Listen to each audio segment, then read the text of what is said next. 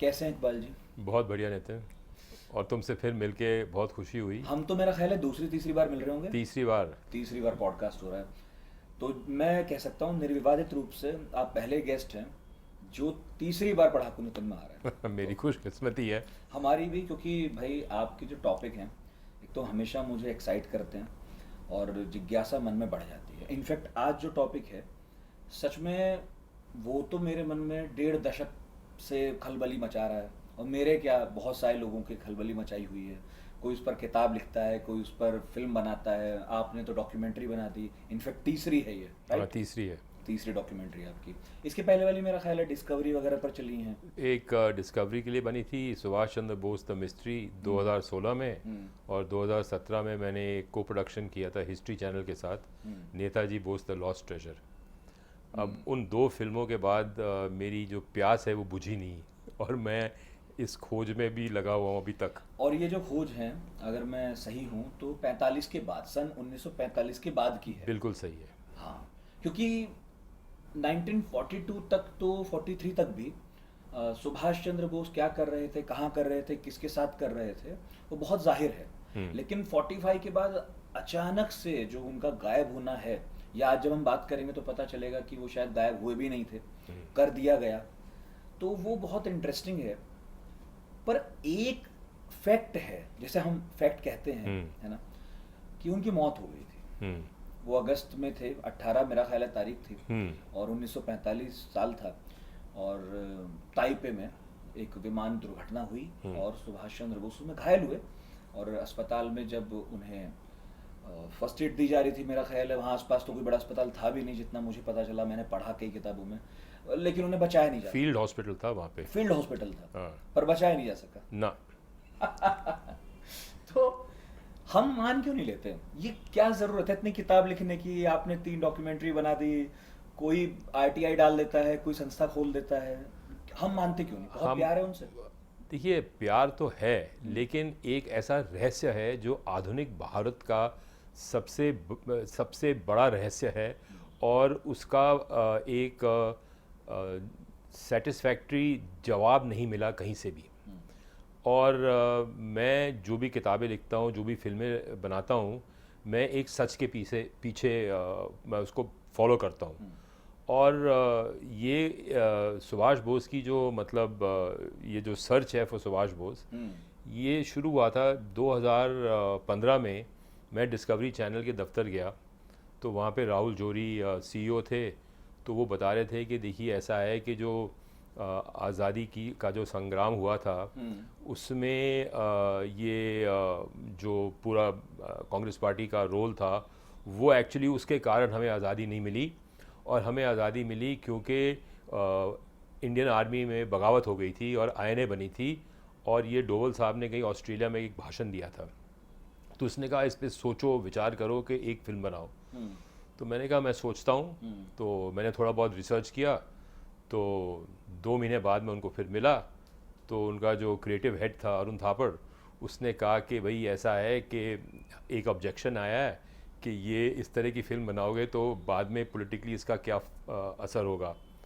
तो मैंने कहा भाई क्या है, मैं क्या, तो हम फिल्म बना रहे हैं, डॉक्यूमेंट्री बना रहे हैं, सबूत बना रहे हैं, कोई हम वाहियात पिक्चर तो थोड़ी बना रहे हैं। तो उसने कहा नहीं, ऐसा है कि आप एक आर्टिकल लिखो। अच्छा, पहले पहले आर्टिकल लिखो, तो आर्टिकल छपवाओ, तो उसके आधार पे उसके आधार वो पर हम पे बना हम लेंगे। फिल्म बना लेंगे। हाँ। तो फिर मेरे एक दोस्त हैं जो एडिटर हैं ओपन मैगज़ीन के, मैंने कहा कि भाई मैं प्रसन्ना उनका नाम है, मैंने कहा मैं आर्टिकल लिख रहा हूँ बोस पे।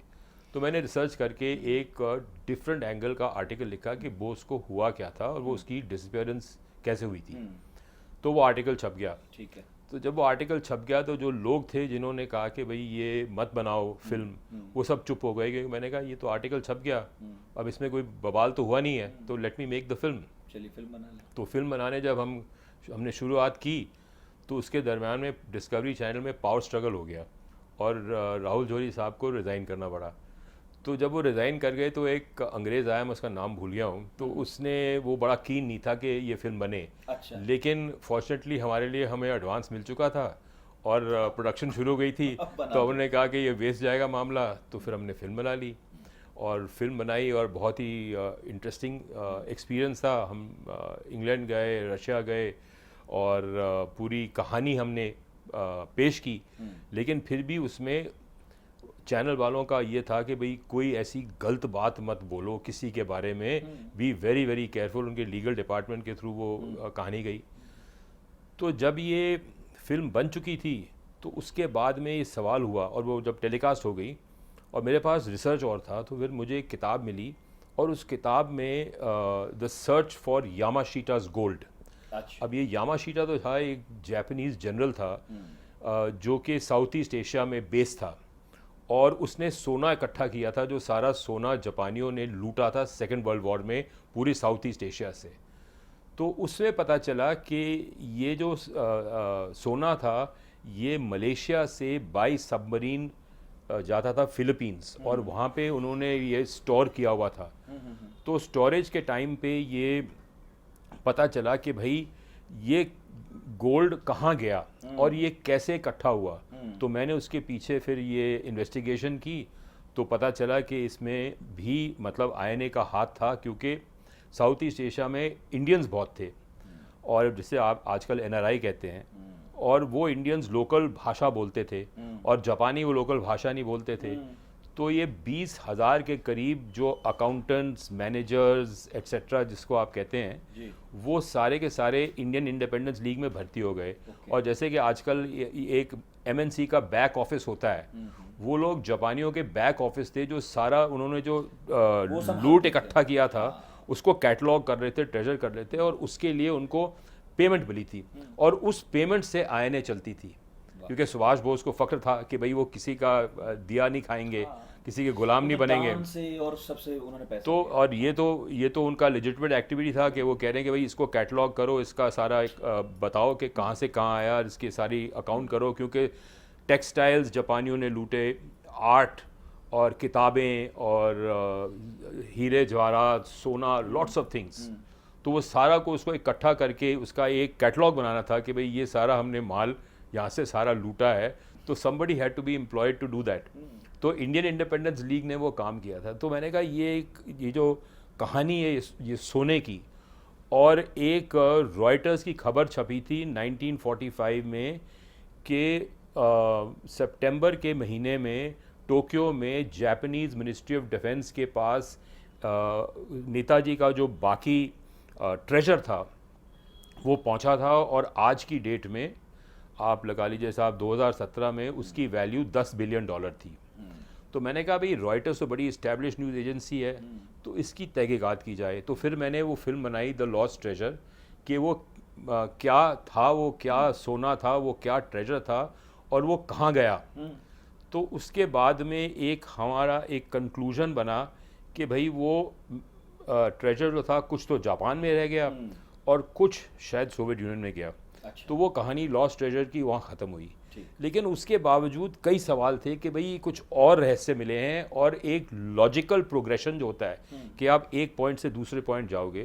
तो जैसे कि आप दिल्ली से बम्बई जा रहे हो, तो दिल्ली से Bombay you can go via Jaipur, but if you are going via Patna तो वो इलॉजिकल रास्ता है। तो हमें जो लॉजिकल रास्ता नापना है, तो वो लॉजिकल रास्ता क्या है, और उस लॉजिकल रास्ते में ये और रहस्य निकले। तो मैंने कोशिश की है इस फिल्म में, हालांकि मुझे किसी ने कमीशन नहीं किया, मैंने अपने पैसों से बनाई है, मैं उसको बेचूंगा, मेहनत करूंगा। तो मैंने कहा जितनी कहानी हम उसमें बता सकते हैं वो बताते हैं, जो बाकी बकाया कहानी रह गई अभी भी कहानी और है, जो कि मतलब उसको समेटने में और उसको दिखाने में और उसको प्रोड्यूस करने में तो काफ़ी बड़ा बजट लगेगा। लेकिन मैंने कहा एक मोमेंटम को बनाए रखें, जिससे कि सच आहिस्ते आहिस्ते हम निचोड़ के निकालें। तो एक एक करके आप डॉक्यूमेंट्री बना रहे हैं जो सवालों ने एड्रेस कर रहे हैं। हाँ, अभी जो मैंने हाल में आपकी डॉक्यूमेंट्री देखी और जिसके बारे में आप कह रहे हैं कि वो सामने आएगी, ये उम्मीद है कि 14 अगस्त को रिलीज़ होगी। बढ़िया बढ़िया। तो उसमें आप खोज रहे हैं कि अगस्त 45 के बाद भी नेताजी थे या नहीं थे। बिल्कुल। तो पहले तो मैं नतीजा पूछ लेता हूँ, फिर पूछता हूँ कि आप पहुंचे कैसे उस तक। तो आपका क्या कहना है, थे या नहीं थे? थे, बिल्कुल थे। अब इसमें नई बात क्या है, क्योंकि बहुत सारे लोगों ने तो पहले ही बता दिया था कि थे, वो गुमनामी बाबा थे, वो शॉलमारी बाबा थे। नहीं, वो गुमनामी बाबा और शॉलमारी बाबा बनने में तो एक सफ़र था ना। हाँ। उस सफ़र के लिए वी हैव टू इन्वेस्टिगेट कि वो एक्चुअली वो ऊपर से प्रकट तो नहीं हुए थे, he didn't manifest himself, तो वो तो मतलब एक रास्ते से आए थे, तो हम वो रास्ते को ट्रेस कर रहे थे और ट्रेस कर रहे हैं कि 18 अगस्त को जिस समय उनकी प्लेन क्रैश में मृत्यु हुई थी, क्या वो प्लेन क्रैश हुआ था कि नहीं हुआ था। अब हमारे हाथ में एक फ़ोटोग्राफ निकली। अच्छा। उस फोटो में नेताजी एक आदमी से विदा ले रहे हैं। अच्छा। वो आदमी था, उसका नाम था लियोन प्रुचेंडी। उसने अपने नाम को थोड़ा एंग्लिसाइज किया, उसका नाम था पुरुशांति। पुरुशांति का वो प्रुचेंडी बन गया क्योंकि वो फ्रेंच इंडो चाइना में रहता था, साइगॉन में। तो उसके घर में 17 अगस्त की रात नेताजी ने गुजारी थी। और जो हिस्टोरियंस हैं वो कहते हैं कि जी नेताजी ने 17 अगस्त की रात टूरेन में गुजारी है, और टूरेन से सुबह 5 बजे 18 अगस्त को वो निकले थे टाइपे के लिए। पर ये जो प्रुचेंडी साहब थे, जो कि इंडियन इंडिपेंडेंस लीग के प्रेसिडेंट थे सैगॉन में, उनका ये ग्रैंडसन है डॉक्टर प्रशांत मोरे, जो मेरी फिल्म में who appears in my film. किताब भी लिखी उन्होंने। किताब भी लिखी है और बड़े जाने माने हिस्टोरियन हैं, फ्रांस में रहते हैं। अच्छा। और इंडो फ्रेंच हिस्टोरियन है। तो उनकी माँ ने उनको बताया कि मैंने खुद नेताजी को डिनर खिलाया था और रात को वो वहीं ठहरे थे हमारे घर में और सुबह वहाँ से निकले। अब एक बड़ा इंटरेस्टिंग व्यक्ति है, उसका नाम है गोराचंद सन्याल। वो एक कलकत्ता का पुलिस इंस्पेक्टर था। ना जाने क्या हुआ कि 1967 में उसने एक इंटरव्यू दिया जुगांतर अखबार में कि भाई नेताजी का जो ड्राइवर था वो मुझे मिला जब वो एक कैदी था और मैं उसका गार्ड था सिंगापुर में लड़ाई के बाद। अच्छा।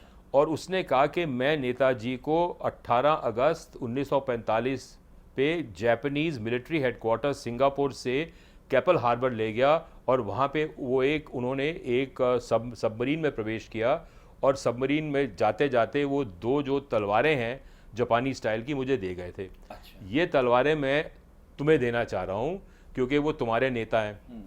तो उसने कहा ये तलवारें हैं, मैं आपको दिखा रहा हूँ, और ये खबर छप गई। अब 18 अगस्त 1945 को जो सिंगापुर से नेताजी गए, तो आप ये अंदाज़ लगा सकते हैं कि साइगॉन से उन दिनों में पुराने स्टाइल के हवाई जहाज़ में सिंगापुर पहुँचते पहुँचते 3 घंटे लगते होंगे। तो जो वो वहाँ पे 10 बजे सुबह निकले तो 1-1:30 बजे तक तो सिंगापुर पहुँच गए होंगे। फिर एयरपोर्ट से जापानीज मिलिट्री हेडक्वार्टर्स गए, वहाँ जो उन्होंने काम करना था कर लिया, और उसके बाद में वो हार्बर पे गए और वहाँ पे सबमरीन बोर्ड करके चले गए। अच्छा। अब ये कहानी यहाँ ख़त्म नहीं होती। 30 अगस्त 1945 को एक जर्मन सबमरीन जो है वो सी ऑफ जापान में उसने एक अमेरिकन फोटो रिकॉनेसेंस हवाई जहाज़ को मार गिराया। अच्छा। अब सवाल ये आता है कि 9 मई को 1945 को जर्मनी ने सरेंडर कर दिया। जर्मनी जापान ने? जापान ने नहीं, सिर्फ जर्मनी ने। तो जर्मनी लड़ाई से निकल गया। हाँ। और 15 अगस्त को जापान के सम्राट ने रेडियो ब्रॉडकास्ट करके कहा कि भाई हम लोग सरेंडर कर रहे हैं और कुछ दिनों में हम उसका फॉर्मल सिग्नेचर कर देंगे। 2 सितंबर को उनका सिग्नेचर हो गया। ठीक है। तो लड़ाई इफेक्टिवली 15 अगस्त को दक्षिण पूर्व एशिया में सेकंड वर्ल्ड खत्म हो गई। अब उसके बाद में 30 अगस्त को 15 दिन बाद में सी ऑफ जापान में क्या बवाल हुआ कि एक जर्मन सबमरीन कहाँ से पैदा हो गया और उसने फिर अमेरिकन हवाई जहाज को क्यों गिरा दिया। अब सवाल ये पैदा होता है कि जर्मन सबमरीन आया कहाँ से। तो हमें पता चला कि पेनांग में एक जर्मन बेस था जिसका नाम था मॉनसून ग्रुप। अच्छा। उसका जो दस्ता था सबमरीन्स का, उसमें 43 सबमरीन्स थे और वो ट्रांसपोर्टेशन करते थे और जो अंग्रेज़ों की शिपिंग थी उसको मार गिराते थे। पेनांग मलेशिया में है। वहाँ पे ज़्यादातर 30-40% तमिल्स की पॉपुलेशन है। काफ़ी वहाँ पे इंडियंस रहते हैं। एक तरह से नौसैनिक अड्डा था जापान और जर्मनी का मिलाकर, जहाँ नहीं, सिर्फ जर्मनी का अड्डा था। जापान ने उनको परमिशन दी हुई थी। वो सारे जर्मन्स थे वहाँ पे। आप अपनी सबमरीन यहाँ तैनात रख लो क्योंकि सेकंड वर्ल्ड वॉर चल रहा था, दोस्ती यारी सब बढ़िया। तो अब वो 9 मई के बाद भी वो जर्मन जो थे वहाँ पे लड़ते रहे, उनके मतलब सबमरीन चलते रहे और वो मतलब जंगी कार्रवाई करते रहे। तो अब क्या हुआ कि ये जो एक सबमरीन था उसका नाम था UIT-25 उसका नंबर था और नाम था लुइजी टोरेली, क्योंकि पहले वो इटालियन नेवी का सबमरीन था, फिर वो जर्मन नेवी में गया और फिर वो उसके लिए नॉमिनली वो जापान का फ्लैग चलाता था, लेकिन अंडर जापानीज फ्लैग था, लेकिन जो उसका क्रू था और कैप्टन था वो सारे के सारे जर्मन थे। अब उनको क्या आफत आ गई कि उन्होंने ये अमेरिकन जहाज को मार गिराया। हाँ भाई, सरेंडर हो चुका अब जब वो रिकॉनेसेंस का है तो वो जहाज जो है वो ऑब्वियसली लो लेवल पे फ्लाई कर रहा होगा, और जब वो सबमरीन पानी के नीचे चलता है, जब वो ऊपर सरफेस पे आता है तो वो किसी कारण से आता है। तो मेरा अंदाज़ा ये है कि वो उस सबमरीन से कुछ लोग और कुछ सामान किसी और जहाज़ में ट्रांसफ़र हो रहे थे ताकि वो सबमरीन फ्री हो जाए और वो लोग उस जहाज़ में किसी और जगह पे जाएं। अब वो सी ऑफ जापान जो है रशिया और जापान के बीच में है, ज़्यादा फासला नहीं है, और पास में वो बंदरगाह है व्लादिवोस्टॉक का।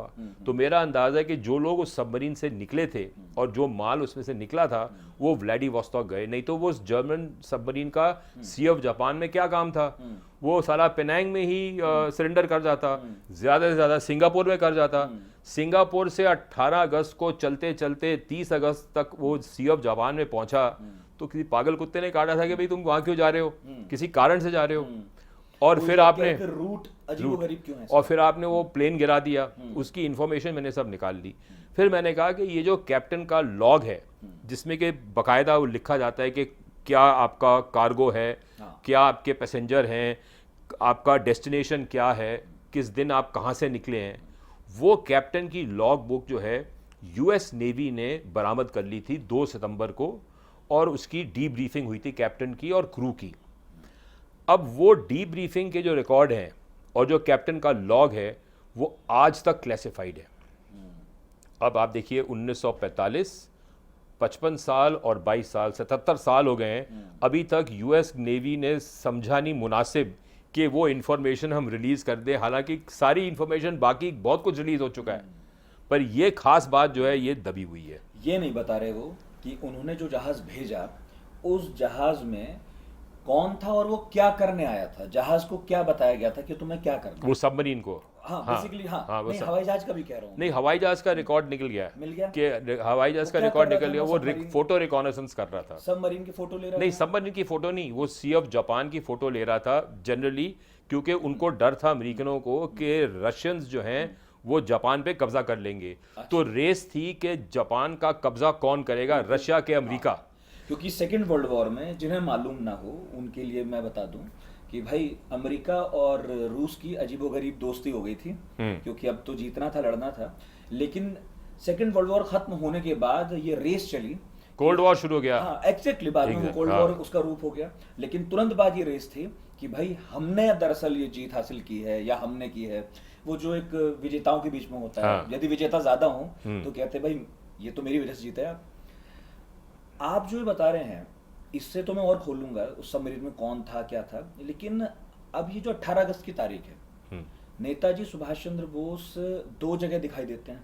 हाँ, एक साइगॉन में और एक उनकी लाश वहाँ पड़ी रहती है ताइपे में, ताइवान में। अब जो ताइवान ताइपे है, हाँ, वहां की बात तो छोड़ देते हैं, क्योंकि वहां की बात ऑफिशियली सरकारों का ये कहना है कि भाई वहीं पर क्रैश हुआ और वो ना उनका वो जो जब ये मुखर्जी कमीशन गई तो उनको उन्होंने पता करवाया, एक उनका जो मेयर था टाइपे का, उसने एक एफिडेविट दिया कि 18 अगस्त 1945 को यहाँ पे कोई क्रैश नहीं हुआ, कोई क्रैश नहीं हुआ, बिल्कुल नहीं हुआ।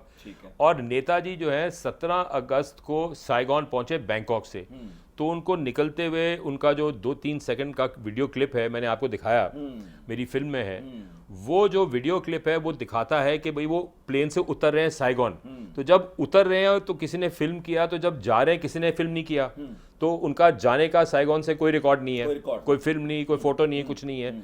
और जब वो उनका प्लेन क्रैश हुआ वहां पे किसी ने फोटो नहीं ली, उनकी लाश की किसी ने फोटो नहीं ली, कुछ नहीं हुआ। और जो पोस्टमार्टम रिपोर्ट था उनका, वो पोस्टमार्टम रिपोर्ट 1988 में रिलीज हुआ है, 43 साल बाद। डेथ सर्टिफिकेट 88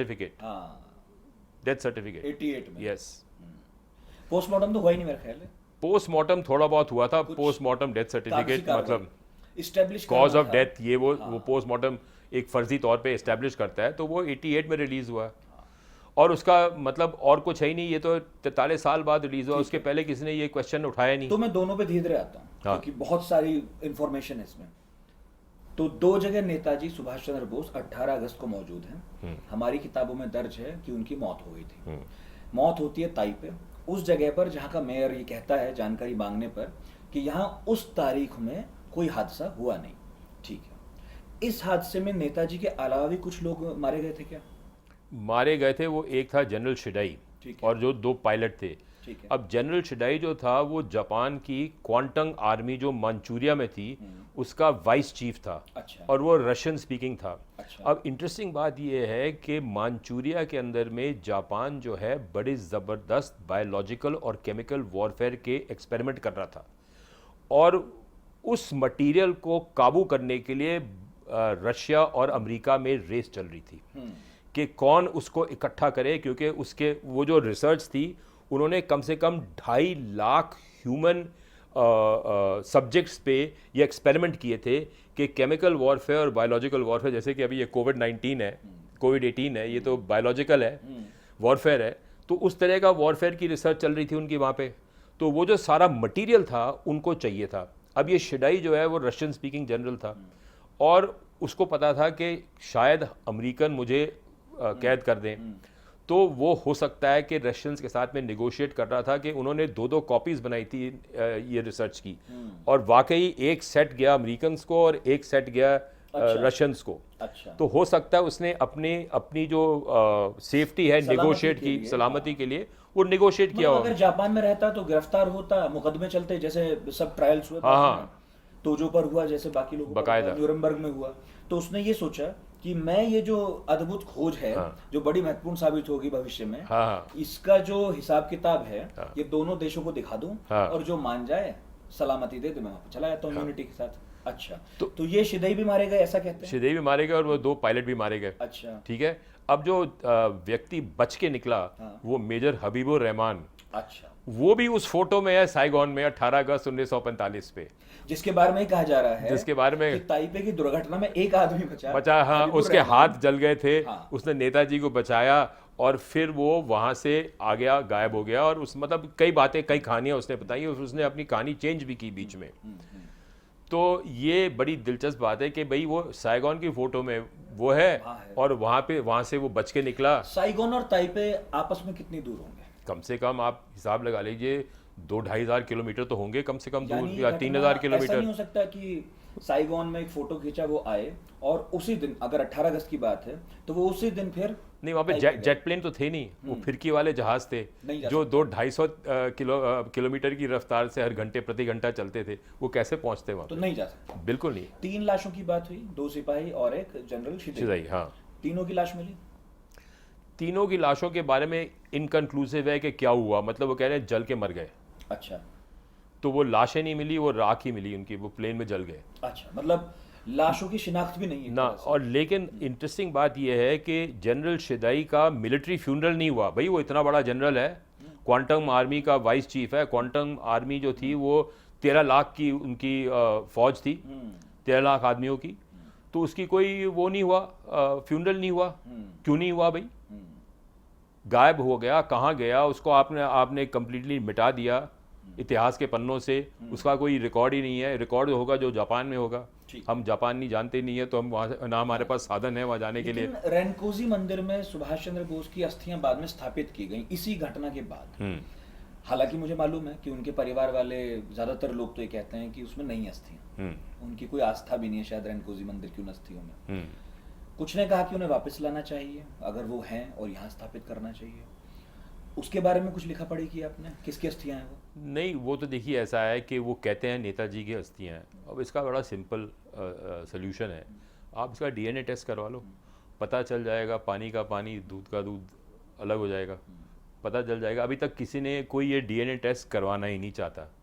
हालांकि उनकी जो बेटी हैं उन्होंने एक पब्लिक स्टेटमेंट दी है, अनीता बोस जो जर्मनी में रहती हैं, वहाँ की नागरिक हैं, कि भाई डीएनए टेस्ट करवा लो। लेकिन उनको पता है कि वो डीएनए टेस्ट होगा नहीं, कोई कराएगा ही नहीं, क्योंकि कोई इस सच को जानना ही नहीं चाहता। नहीं, क्या जापान मना कर रहा है कि जर्मनी मना कर रहा है? कौन मना कर रहा है? अब भगवान जाने कौन मना कर रहा है। भाई इतने बड़े फिगर हैं और उनमें तो हमारे यहाँ तो हर दल की आस्था है, हर व्यक्ति की आस्था है। तो हम एक देश के तौर पर तो सबसे ज़्यादा चाहेंगे कि भाई डीएनए टेस्ट हो जाए। पहले तो नहीं हो सकती थी ये सब, आजकल तो ये सब तकनीक है, तो उसे कोई कर नहीं ना। रहा। यानी रेनकोजी मंदिर की अस्थियां भी जो हैं वो विवादित हैं। हाँ, विवादित। ताइपे की घटना विवादित है, उसमें मरे हुए 3 लोग, उनका शरीर नहीं मिला। और हबीबुर रहमान साहब जो हैं वो ठीक उसी दिन 18 को साइगोन में भी दिखते हैं और वहां पर बचे निकले। बाद में उनसे बात हुई किसी की, वो कुछ बताते थे घटना के बारे में? नहीं, वो कई, मेरा ख्याल है वो शाहनवाज कमीशन में भी उन्होंने डिपोज किया। शाहनवाज, यानी 3 कमीशन बने, उनमें पहला शाहनवाज खुद आईएनए में थे, उन पर मुकदमा चला लाल किले में, है ना? तो शाहनवाज और मतलब ये सब लोग मिलके क्या बोलते थे नहीं, जब वो थे नेताजी, उसके बाद में शाहनवाज फिर मंत्री बन गए सरकार में, तो फिर उनका जो नज़रिया था वो बदल गया। अच्छा।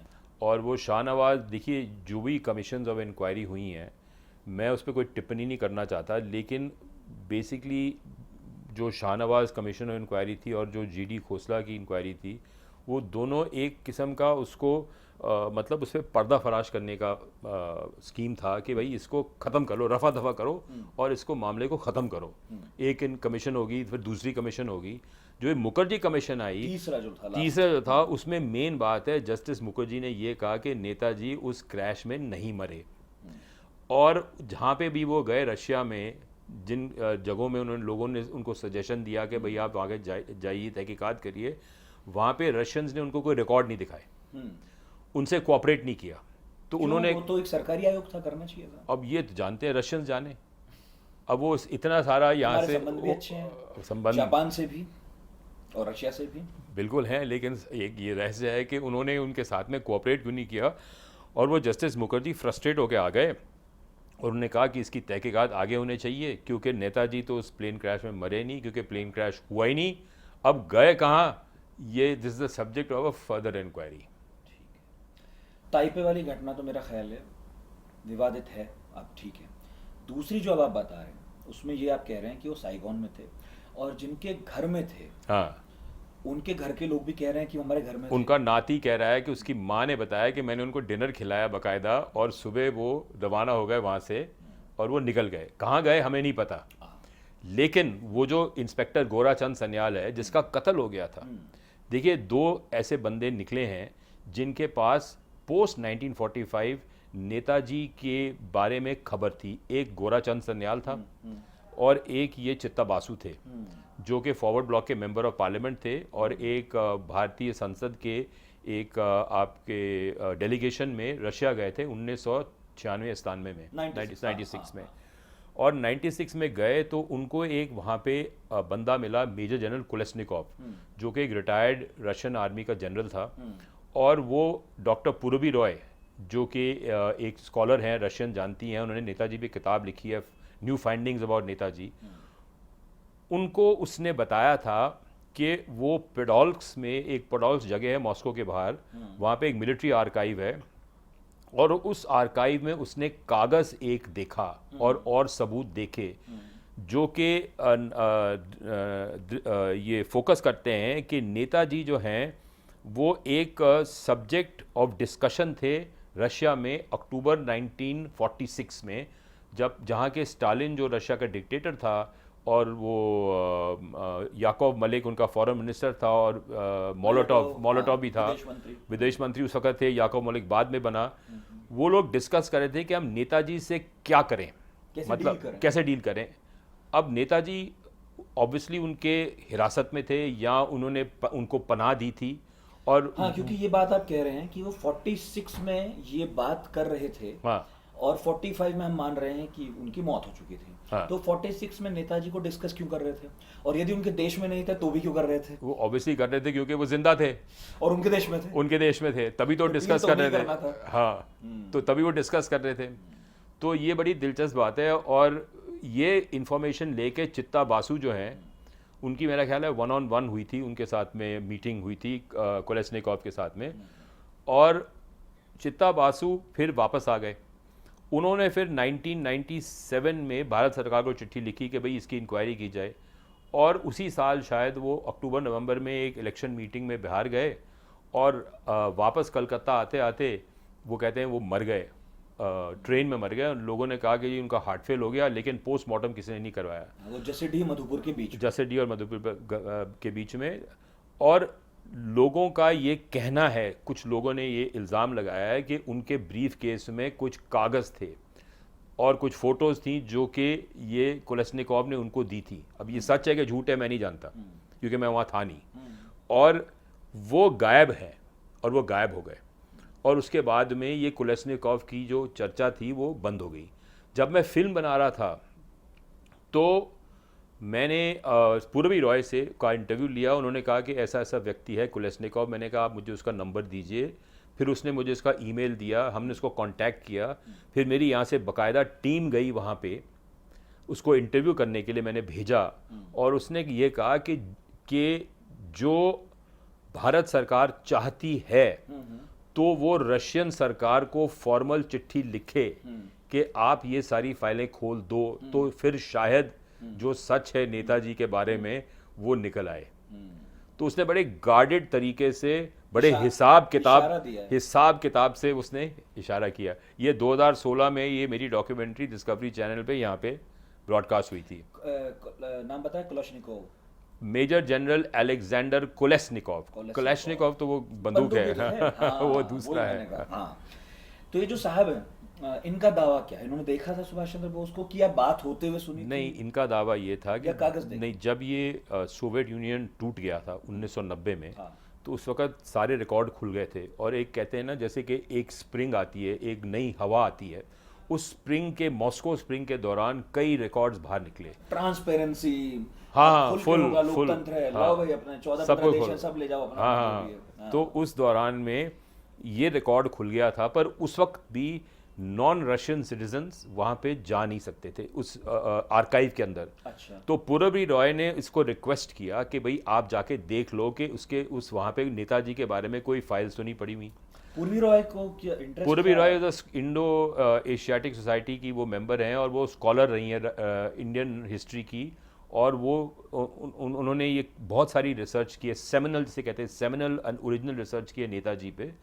तो वो और भी बड़े बड़े जो फिगर्स थे, हस्तियां थी इंडो सोवियत रिलेशनशिप के, उनके बारे में रिसर्च कर रही थी। तो उनने कहा जरा पता कर लो, तुक्का सा लगाया।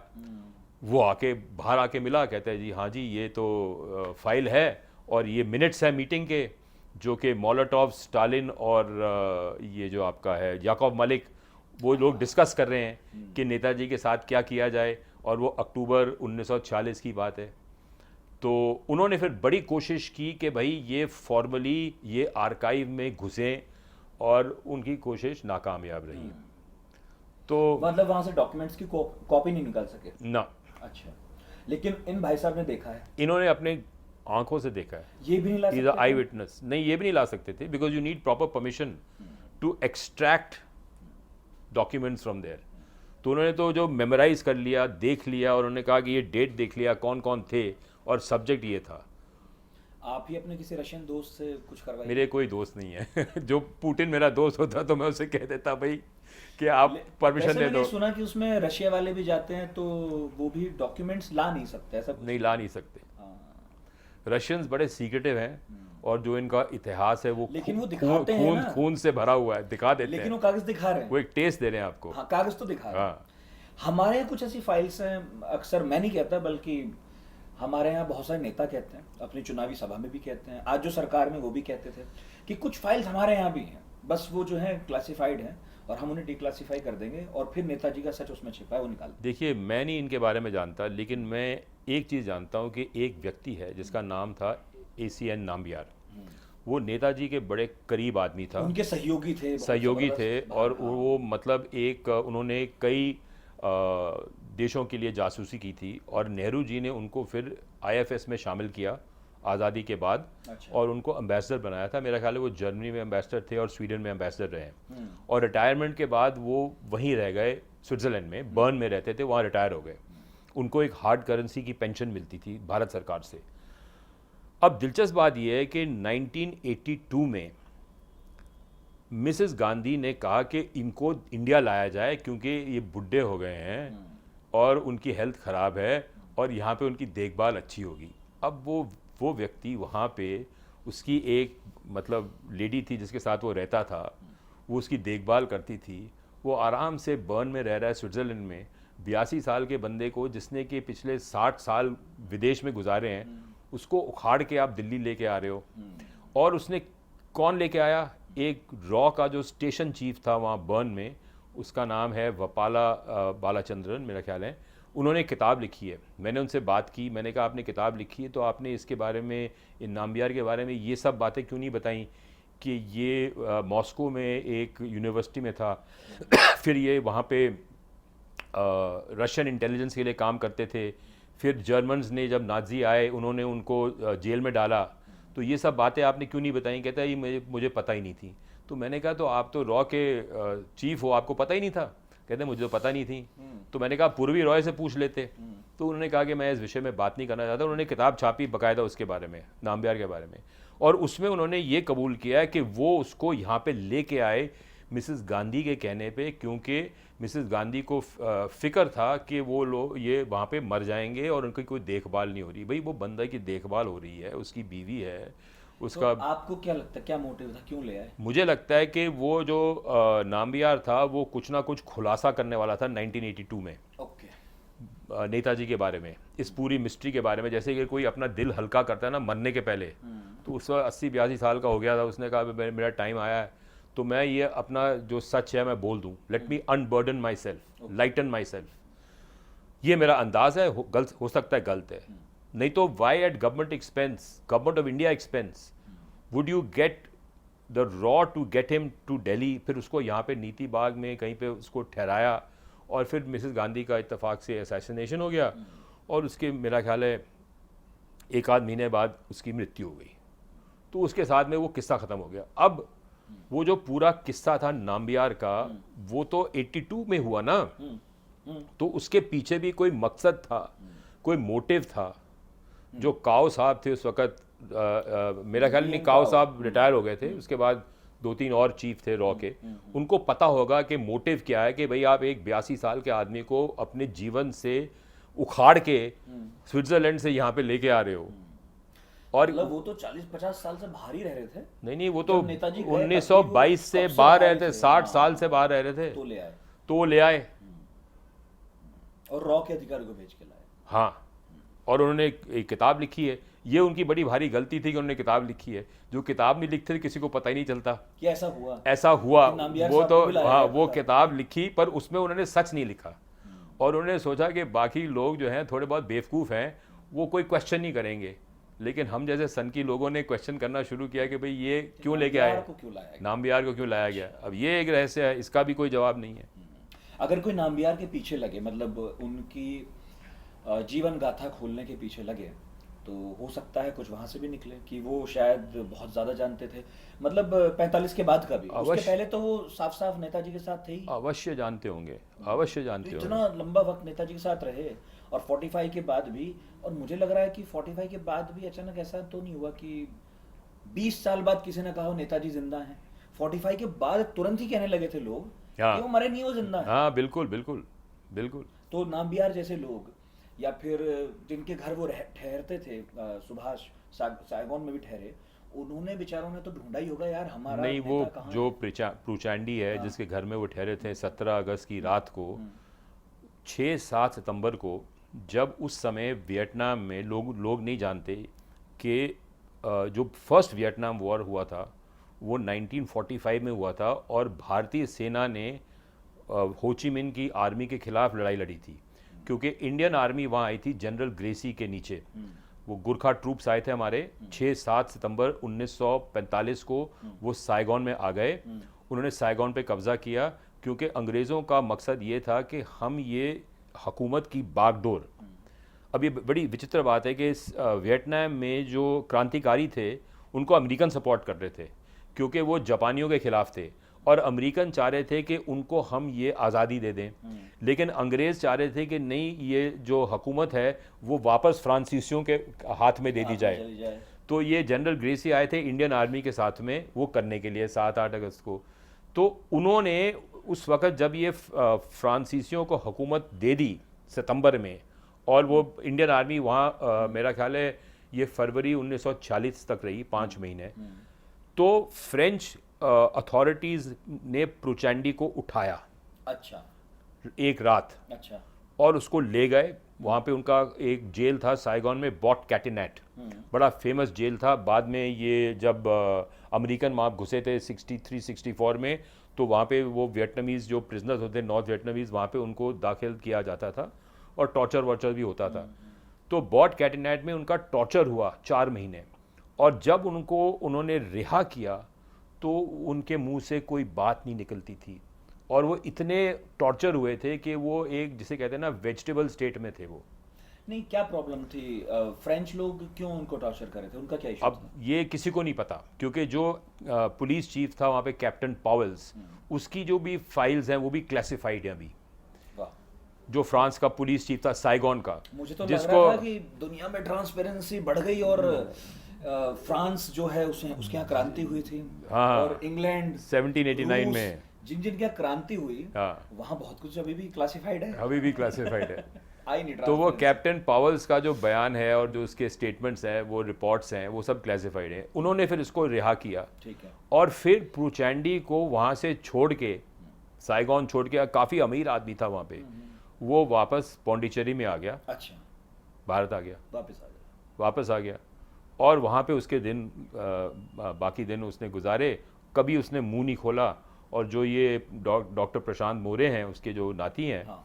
वो लड़का था उस वक्त 10 साल का, और उनके लिए, अपने नाने के लिए वो सिगरेट वगैरह लाता था, लेकिन कहता है कि वो कभी नहीं उसने बात की। वो बात नहीं करते। और मेरा ख्याल है कोई 65-66 में उसकी मृत्यु होगी।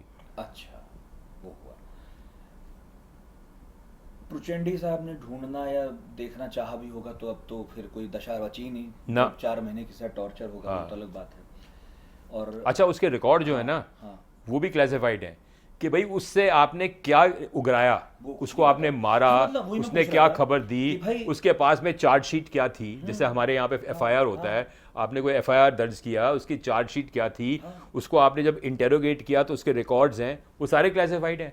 अब आप प्रूचैंडी के रिकॉर्ड खोल दो तो पता चल जाएगा कि प्रूचैंडी को आपने क्यों मारा पीटा फ्रांसीसियों ने, और मार पीट के बाद में आपने उससे क्या बकवाया, और वो क्या बोला, और उससे आपने क्या फाइंड किया। वो अक्सर उसके वो आईएनए के फंड के पीछे ये सारी कहानी है। वो पैसे कहाँ गए, तो पैसे बड़े इकट्ठे हुए थे।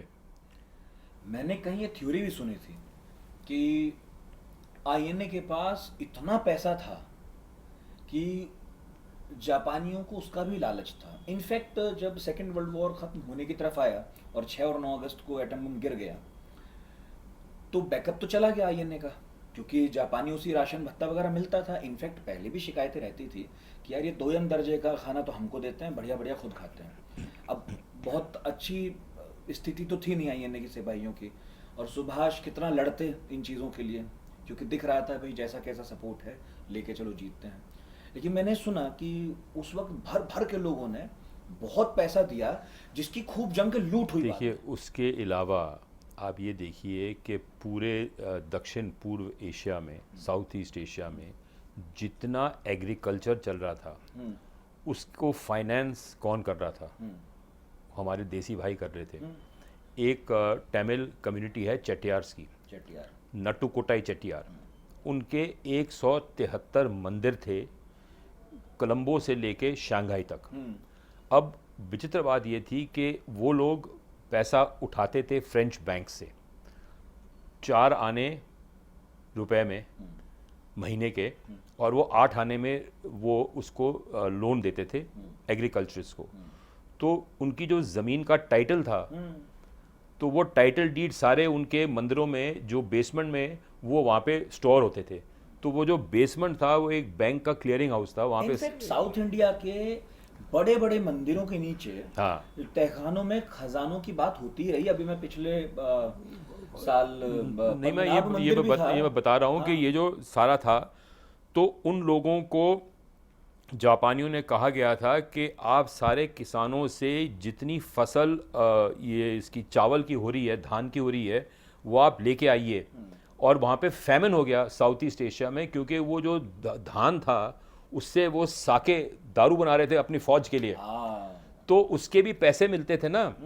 अब वो आईएनए पैसे इकट्ठा करता था, भाई वो धान बेच रहा है तो वो कमीशन तो लेगा, हाँ, और आप वो तो मिलियंस ऑफ टन्स में था। बहुत पैसा और था फिर इनके पास। एक शुगर मिल थी, अच्छा जायवादी शुगर मिल बर्मा में, अच्छा। जो कि एक बिहार के राजा थे, मैं उनका नाम भूल गया हूँ, वो उनको अंग्रेज़ों ने वहाँ बिठाया था। वहाँ पे 2-2.5 हज़ार टन चीनी हर महीने बनती थी, और उसका भी वो फौज को बेचते थे, जापानीज़ फौज को। तो ये बड़ा भारी एक इकोनॉमिक एंटरप्राइज भी बना हुआ था, और उससे मतलब इंडियन इंडिपेंडेंस लीग को कमीशन मिलती थी। ये सब कहाँ पढ़ने को मिलेगा? आईएनए की कहानी तो इतिहास ये आपको में एक इकट्ठा लाइन में खत्म ये हो तो जाती आपको है। इकट्ठा करना पड़ेगा, अलग अलग सोर्सेज से लोगों से पूछना पड़ेगा, बात करनी पड़ेगी, बड़ी रिसर्च करनी पड़ेगी। लोगों ने अपनी जमीनें तक बेच के पैसा दिया। कोई 10 करोड़ रुपए का बजट देना, तो ये पूरा का पूरा खुलासा जो है ये पता चल जाएगा रिसर्चर्स के ज़रिए कि वहाँ पे पैरेलल इकोनॉमी थी, हुआ क्या था, आईएनए का पैसा कहाँ गया, बोस का क्या हुआ, ये बाकी जो उसके समर्थक थे वहाँ पे एनआरआईज, उनका क्या हुआ, उनकी कहानी तो किसी को पता ही नहीं है। तो साइगोन वाले जो साहब थे वो पौंडीचेरी आकर खामोश हो गए। खामोश हो गए। नाम्बियार साहब को 82 में ले आया गया, हाँ वो भी खामोश हो गए। हाँ। इसके अलावा हबीबुर रहमान साहब के बारे में आपने बताया ही तो दिया। फिर पाकिस्तान चले गए। वो पाकिस्तान भी चले गए। अरे वो हबीबुर रहमान भी गए, और उनका जो कयानी था वो भी गया, एक मेजर कयानी था, जनरल कयानी। इनफैक्ट श्याम बेनेगल की फिल्म जो है हाँ। उसमें कयानी साहब का तो अच्छा और वो है। कयानी साहब फिर वो जो कश्मीर में जो कबैली आए थे ना 47 में, वो उनकी तरफ से उन्होंने फिर भारत पे हमला किया। भारत पर हमला किया। भारत पे हमला किया, मतलब आईएनए के आदमी ने हमला किया। और वो तो एक इंटरेस्टिंग है हाँ, और एक वो एक प्रिंस बुरहानुद्दीन थे, एक चित्राल रियासत है, ठिकाना है हाँ, हाँ, जम्मू एंड कश्मीर की रियासत का, छोटी सी रियासत। तो वहाँ पे एक चिट्ठी अपेरेंटली नेताजी ने 1946 में नेहरू जी को लिखी, 46 में 1946 में। ये इसका ये फाइल नंबर है, ये मैं आपको बताता हूँ, ये भारत सरकार में का फाइल नंबर है, फाइल नंबर 223 INA। अच्छा। According to an IB report of 1946, Nehru received a letter from Bose stating he was in the Soviet Union and that he wanted to come to India via Chitral, file number 223 INA. What made this letter all the more intriguing was the fact that it surfaced soon after Bose's last radio broadcast in February 1946. अब ये चित्राल जो जगह है, उसका जो ये Prince था, वो प्रिंस बुरहानुद्दीन था। अब ये प्रिंस बुरहानुद्दीन की गाथा भी बड़ी विचित्र है। बुरहानुद्दीन है ये कौन सा पहला बुरहानुद्दीन?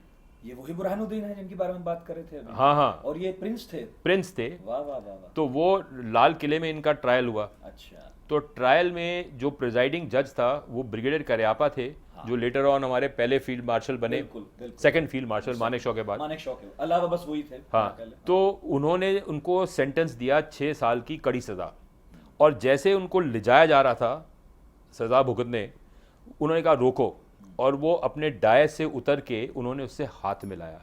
तो जो वहाँ पे अंग्रेज़ी जासूस थे उन्होंने उसको देखा, उस बात को देखा, उन्होंने कहा कि भाई ये जो ब्रिगेडियर करियापा है ये सबसे वफादार सैनिक है इंडियन आर्मी के, ब्रिटिश क्राउन के, और जो इनके दिल में ये जज्बा है कि उन्होंने उससे हाथ मिलाया इस कैदी से, तो बाकियों का क्या हाल होगा, उनके दिल में क्या जज्बा होगा। तो अब प्रिंस बुरहानुद्दीन का ऑब्जेक्टिव ये था कि वहाँ से जो बोस की सेना आएगी सिंकियांग से, रशिया से निकलती हुई, वो और जो बागियों की होगी, जो कि भारत को आज़ाद करेगी, जो उसका फॉल बैक प्लान था, तो वो उसमें एक की फिगर थे। लेकिन फिर ये मामला ये स्टाइमी हो गया। अंग्रेज़ों ने बुरहानुद्दीन जिनकी कहानी ये है कि भाई वो बच के आ गए थे ताइपे की दुर्घटना से। नहीं, वो दुर्घटना में नहीं थे, वो वहाँ नहीं थे, वो पहले अरेस्ट हो गए थे। अंग्रेजों ने उनको अरेस्ट कर अच्छा, दिया बर्मा पहले ही में, पकड़ लिए गए मई थे। में। अच्छा। मई 45 में वो अरेस्ट हो गए, अच्छा। और उनको लाल किले में ट्रायल पे लाया गया था। यहाँ लाया गया। उनका ट्रायल हुआ था, कोर्ट मार्शल हुआ था। तो यहाँ पे आप उनको उनकी कहानी बता रहे हैं हाँ। कि भाई चित्राल के थ्रू वो एक साधन थे जिससे कि चित्राल के थ्रू आईएनए की फौज जो आने वाली थी भारत को रिहा करने के लिए, जो उनका उम्मीद थी, जिसके कारण बोस गए रशिया, वो वहाँ से आने वाली थी, and he would have been an important instrument in that entire episode. ठीक है। अब ये आपने जो दो बात का जिक्र किया, मैं उस पर आ जाऊँ। पहली तो आपने एक फाइल का नंबर भी पढ़ा। हाँ, वो ये कह रही है, आईबी रिपोर्ट है ये, हाँ। है ना, वो ये कह रही है कि 45 में मरने वाले बोस 46 में खत लिख रहे हैं हाँ, नेहरू जी को। नेहरू को। हाँ। और वो ये अपनी इच्छा जाहिर कर रहे हैं कि मैं हिंदुस्तान आना चाहता हूँ।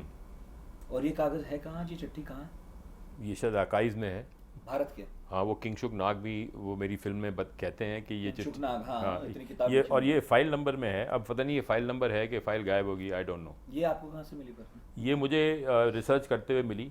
हाँ, नेट से मिली थी। हाँ, जो मैं भी कह रहा था, ऐसी कई फाइल्स हैं। हाँ, उसके लिए हमें ना फ्रांस जाना पड़ेगा, ना जापान, ना रूस, वो यहीं है, दिल्ली में ही। यही है। हाँ, उनमें से एक होगी ये। हाँ, कुछ फाइल्स जली हुई मिली थी, ऐसा मैंने सुना था कभी। पता नहीं है ना। अब जिसे सामने ही नहीं लाया जा रहा वो फाइल कहाँ है भी कि नहीं है, चूहे उतर जाते हैं हमारे यहाँ तो और अक्सर। हर एक फाइल की शैडो फाइल भी होती है। हाँ, अब वो शैडो फाइल क्योंकि जो है हमारी आपकी फाइल नहीं है ये गोपनीय फाइल हाँ, है। हाँ। और विदेश विभाग में है, हाँ, या आईबी के हाँ। पास है, वो फाइल्स हैं। हाँ, वो शैडो फाइल भी होती है। तो जो एक फाइल डिस्ट्रॉय हो जाए तो उसकी बैकअप भी होती है। इस खत का कोई जवाब गया था यहाँ से? कुछ पता चला? कौन से खत सुभाष ने लिखा नेहरू को? पता नहीं इसके बारे में, है ना? मैंने फाइल देखी नहीं, मैंने तो इसका डिस्क्रिप्शन नोट किया था। और ये मतलब चीज़ें हैं। अब आप एक झूठ को सच बना दें कि भाई वो प्लेन क्रैश में मरा because it is very convenient कि भाई ये हो जाए, तो उसको आप रटते जाइए साल ब साल रटते जाइए, तो फिर वो सच बन जाता है। किसके लिए कन्वीनियंट था? अब ये तो सत्ता के लिए कन्वीनियंट था। नहीं, अंग्रेजी सत्ता की हमारी वाली सत्ता? मेरा ख्याल है दोनों के लिए कन्वीनियंट था। और रूस के लिए भी था। रूस के लिए भी था, फ्रांस के लिए भी था, जापान के लिए भी था। देखिए बड़ी विचित्र बात यह है कि जब जापान ये लड़ाई ख़त्म हुई तो वो सब देशों के नागरिकों ने डैमेजेस मांगे जापानियों से, वॉर डैमेजेस, कि उन्होंने जो अत्याचार किए थे उन पे, जो Cambodia, Laos, Vietnam, Burma, Indonesia, Korea, इन्होंने सब डैमेजेस मांगे। तो उनको उन्होंने थोड़े थोड़े डैमेजेस दिए। भारत वो एकमात्र देश है जिसने कहा कि हम जापान से कोई डैमेज नहीं मांगेंगे। और जब भारत ने ये ट्रीटी साइन की तब जापानी गवर्नमेंट ने वो 2 टूटे फूटे सूटकेस दिए जिसमें उन्होंने कहा कि ये बोस का जो माल था प्लेन क्रैश का, वो उन्होंने वापस किया। उसके पहले उन्होंने वो वापस नहीं किया। उसके बाद में जापान को ने एड देना शुरू किया भारत को। अब ये बड़ी इंटरेस्टिंग बात ये है कि जापान तो तबाह हो गया था, तो 1945 के बाद में जापान फिर से उजागर कैसे हुआ? हाँ, बड़ी जल्दी हो गया। वो सुपर पावर कैसे बना? पैसा कहाँ से आया? आपने दिया? किसने दिया? कौन दे रहा था? कौन दिया? किसने दिया? ये सोचने वाली बात है। अब किताबें लिखी गई हैं इसके बारे में कि ये जो सारा सोना था, जो लूट था दूसरे विश्व युद्ध का, जापानियों ने ये असेसमेंट किया 1942 में कि हम ये युद्ध मिलिटरीली हार जाएंगे अमेरिकनों से। अच्छा। अब जो हम युद्ध हार जाएंगे तो जो पीस होगा, जो शांति होगी उसके बाद में, वो पीस हमें जीतना है। और पीस हम तब जीतेंगे जब हमारे पास धन होगा और हम अपने देश को फिर से बनाएंगे, फिर से खड़ा करेंगे। और कितनी जल्दी में खड़ा कर गए। इलेक्ट्रॉनिक्स, ऑटोमोबाइल, स्टील, शिपिंग, सब दुनिया के जान में जापान कहाँ से पैसा आया?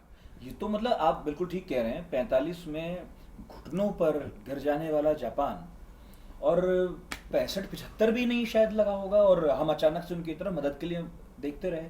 जबकि हमारे यहाँ तो ऐसा कोई तबाही भी नहीं हुई। ठीक है, पैसा बहुत ले गए अंग्रेज, लेकिन मदद तो वही बात वहाँ पे आती है, वो यामाशीटा पे, यामाशीटास गोल्ड, कि वो जनरल यामाशीटा था। अभी हिस्ट्री चैनल पे एक सीरीज आई थी, इन सर्च ऑफ यामाशीटास गोल्ड। अच्छा। तो उसमें वो कुछ लोग ढूंढ रहे थे, मतलब उसका तो गोल्ड बड़ा विस्तार में था। मतलब जापानियों ने जितना जहां से लूटा वो सोना, हाँ, और आईएनए का भी उसमें ही रल मिल गया। इनफैक्ट आपकी बात से मुझे याद आया कि हिटलर के खजाने की भी खोज इसी तरह से हो रही थी। उन्होंने भी कुछ जो गोल्ड था वो रखा था, और एक बैकअप प्लान काफी साउथ अमेरिका चला गया था। हाँ, और कहते हैं कि वो भी सबमरीन में गया, शायद स्विट्जरलैंड चले गए थे हिटलर साहब। वो भी सबमरीन में चला गया। नहीं, हिटलर साहब तो वहां पहुंचे थे साउथ अमेरिका में ना, वो कहते हैं। एक स्विट्जरलैंड वाली थ्योरी भी है। हाँ। आपने अभी एक चीज का और जिक्र किया। आपने बोला कि 46 में रेडियो पर सुभाष बोले?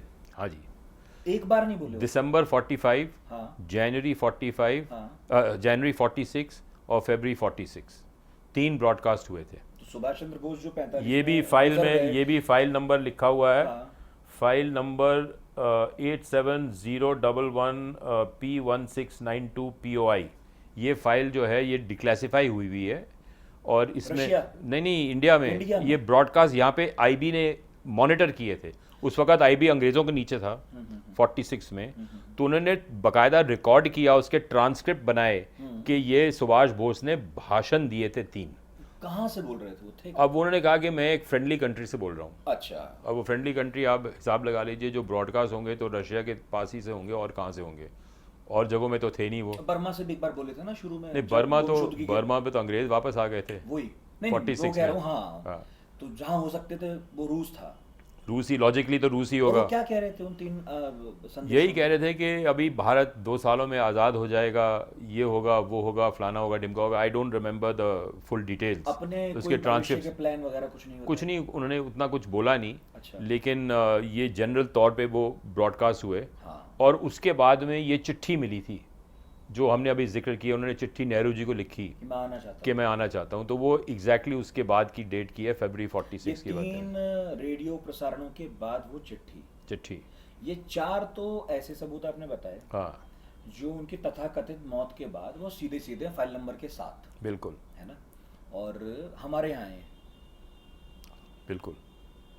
कहीं नहीं जाना इसके लिए ढूंढने। ना ना ना, अच्छा, किसी ने पता किया कि ये सुभाष चंद्र बोस बोल कहाँ से रहे हैं? क्योंकि अंग्रेजों को तो पकड़ना था, तो कुछ ढूंढा ढांडी हुई?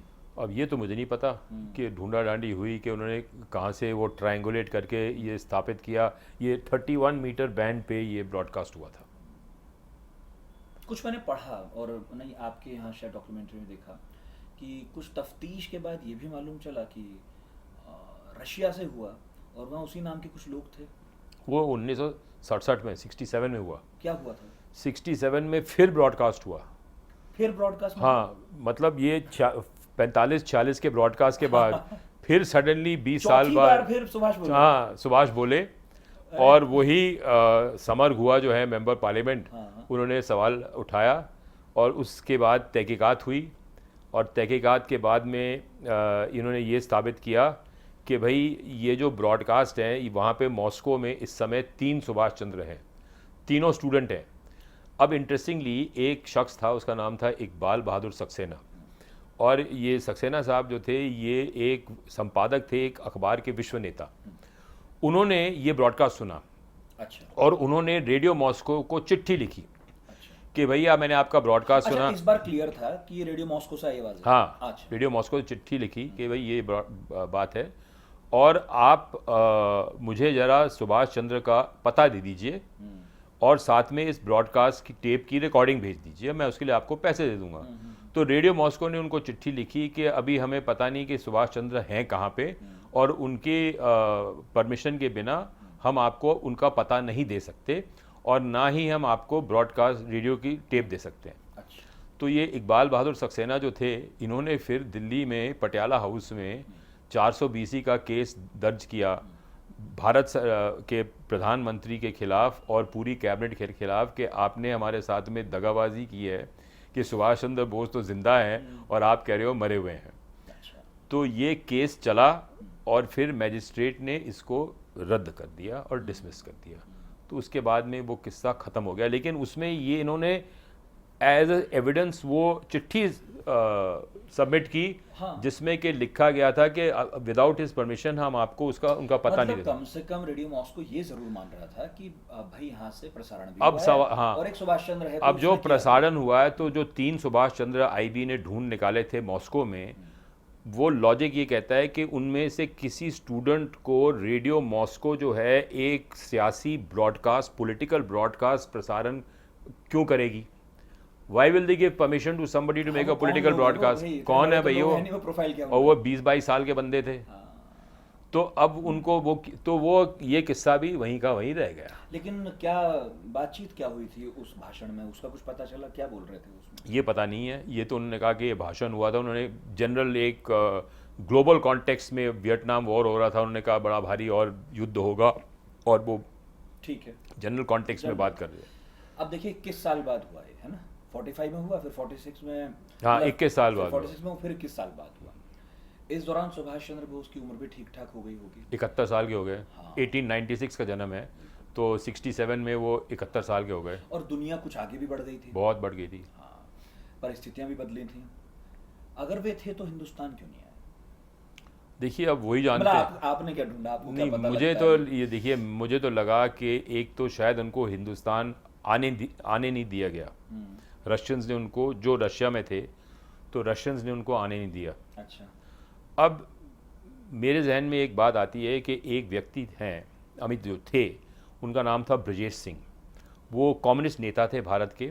सुना और नाम है ये प्रतापगढ़ में प्रतापगढ़ एक रियासत है, ये गोंडा यूपी वाली में। जो है। हाँ, और उसमें राजा दिनेश सिंह जो उनके राजा थे उस रियासत के, वो उस वक़्त कॉमर्स मिनिस्टर दिनेश थे, सिंह कैबिनेट मंत्री भी रहे। कैबिनेट मंत्री रहे। ये ब्रजेश सिंह जो है दिनेश सिंह के चाचा थे, अच्छा। और ये इलाज करने गए थे मॉस्को 1960 में, इलाज करवाने गए थे। इलाज करवाने गए थे। अच्छा। तो और वहाँ पे उनका प्रेम हो गया स्टालिन की बेटी स्वेटलाना के साथ में। हाँ, तो बड़ा उन्होंने मतलब उनसे साथ में शादी कर ली। शादी हो गई थी। मतलब इसे कहते हैं common law marriage, live in relationship. तो वो उनके साथ रह रहे थे। स्टालिन थे नहीं मेरा ख्याल है। स्टालिन मर गए थे 53 में, हाँ, 53 वो में। तो चले गए। तो अब स्वेटलाना के साथ वो रह रहे थे, तो जाहिर है कि जो सुभाष बोस वहाँ पे होते, और क्योंकि ये पूरे कम्युनिस्ट सिस्टम में घुसे हुए थे, तो उनको खबर मिलती कि भाई बोस के बारे में क्या है, क्या खबर है। तो किसी ने उनको पूछा नहीं, और फिर उनका देहांत हो गया वहाँ पे 67 में, वहीं पर ही। अच्छा, और उनकी अस्थियां लेके स्वेटलाना आई वहाँ पे संगम में डालने के हाँ, लिए। हाँ, हाँ, सही सही। और वहाँ यहाँ पे आके फिर वो डिफेक्ट कर गई यूएसए के। ठीक है जी।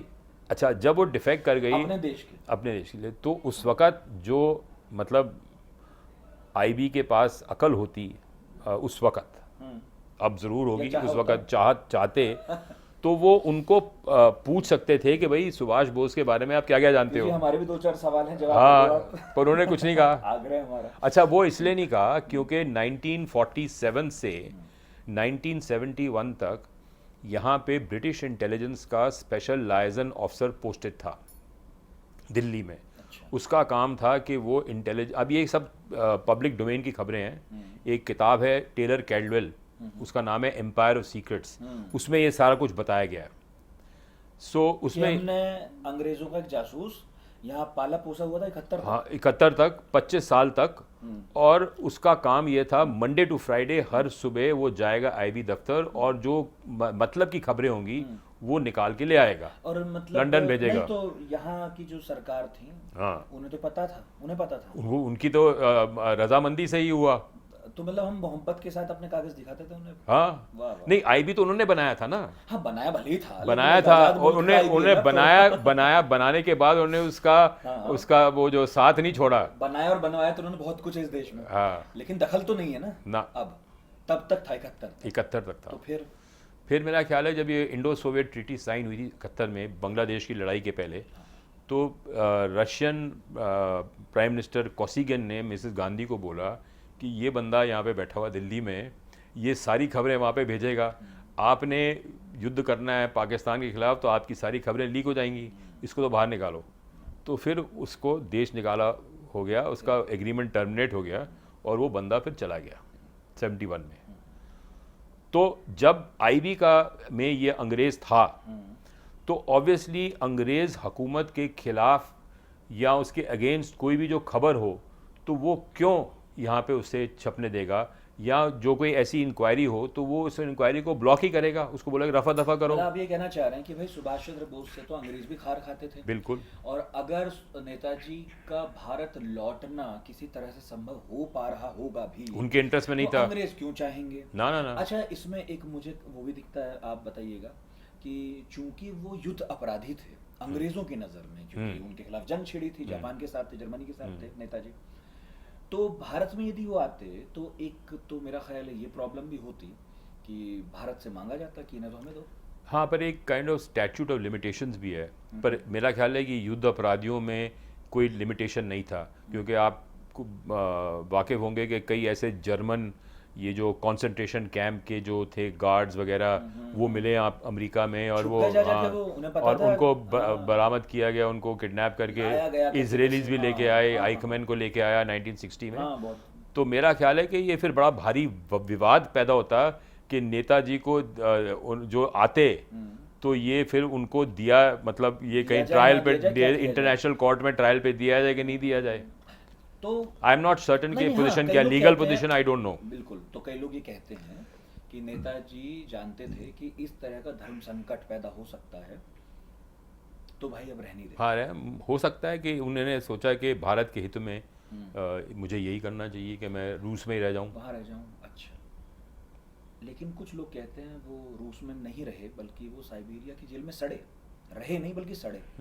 और स्टालिन नाराज था उनसे, ऐसा कुछ भी है क्या? और कई लोग तो उसमें हमारे पूर्व राष्ट्रपति राधा कृष्णन के बारे में बताते हैं, क्योंकि वो राजदूत भी रहे वहाँ, कि उन्होंने शायद नेताजी को वहाँ देखा था या उन्हें खबर लगी थी वहाँ है।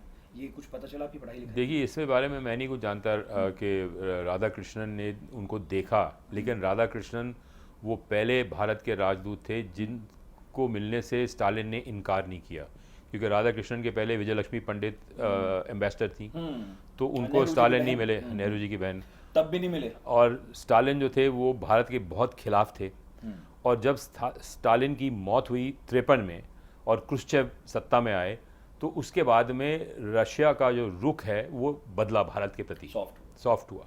जो मुझे मालूम पड़ा या आपके डॉक्यूमेंट्री के हवाले से भी, किताबों से, वो ये है कि स्टालिन जो हैं वो नेताजी सुभाष चंद्र बोस को लेकर एक पसंद रखते थे। इनफैक्ट जब कोई यहाँ से कम्युनिस्ट नेता रूस जाता था और स्टालिन से मुलाकात होती थी या उनके लोगों से मुलाकात होती थी, तो सुभाष के बारे में कुशल क्षेम पूछा जाता था। तो अगर ये सही है, आप बताइए सही है कि नहीं है, तो फिर स्टालिन ने उनकी मदद क्यों नहीं की? भाई अब अपने देश जाओ, कोई चिंता की बात नहीं है। देखिए, स्टालिन बड़ा मतलबी आदमी था और उसका सेल्फ इंटरेस्ट पैरामाउंट था, सबसे अहम उसका सेल्फ इंटरेस्ट था, और वो सोवियत रूस का सेल्फ इंटरेस्ट था। बिकॉज स्टालिन, जैसे वो कहते थे ना, India is Indira, Indira is India, Russia is Stalin, Stalin is Russia. तो स्टालिन ने सोचा था कि सुभाष बोस एक बहुत बढ़िया लीडर है जो कि क्रांति कर सकता है हिंदुस्तान में और अंग्रेज़ी शासन को पलट सकता है।